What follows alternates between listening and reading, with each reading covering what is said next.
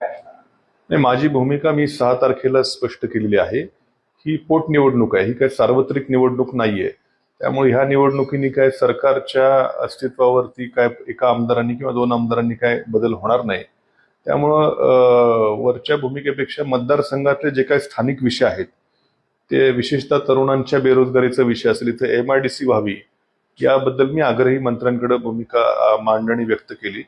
आणि शेवटी माझ्या आमदारकीपेक्षा इथल्या तरुणांच्या हाताला कुठेतरी काम मिळणं असेल, इथल्या आमच्या अम्युनिशन पार्कला साठी शेतकरी विस्थापित न होणं असेल, किंवा इथल्या सहकारी साखर कारखान्याला पुनरुज्जीवन त्याचं होणं, हे विषय जास्त महत्वाचे आजच्या घडीला मला वाटतात. कारण जरी मी आमदार झालो तरी विरोधी पक्षात किंवा सत्तेमध्ये सरकारमध्ये कुठला बदल होणार नाही.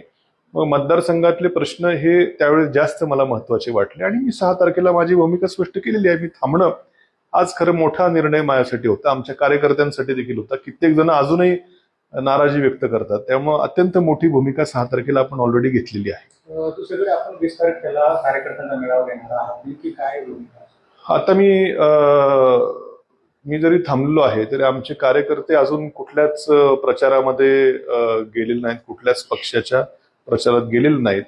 इथं गोविंदराव मोकाटे हे माझे तसे जुने सहकारी आहेत. रावसाहेब खिवरे हे आमचे महाविकास आघाडीतील एक घटक पक्षाचे नेते आहेत. त्यांनी देखील कायम आमचे मैत्रीचे संबंध आहेत.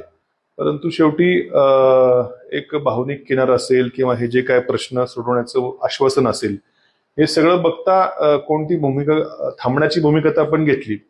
पुढं काय करायचं ह्याच्यावरती कार्यकर्त्यांची काही वेगवेगळी मतं येतात. त्यामुळे चर्चा झाली 20 तारखेला आम्ही, पण कार्यकर्ते मात्र एका मतावर ठाम आहेत की तुम्ही जी भूमिका घ्याल ती आम्हाला मान्य असेल. त्यामुळे सर्वांची चर्चा करून 20 तारखेला आम्ही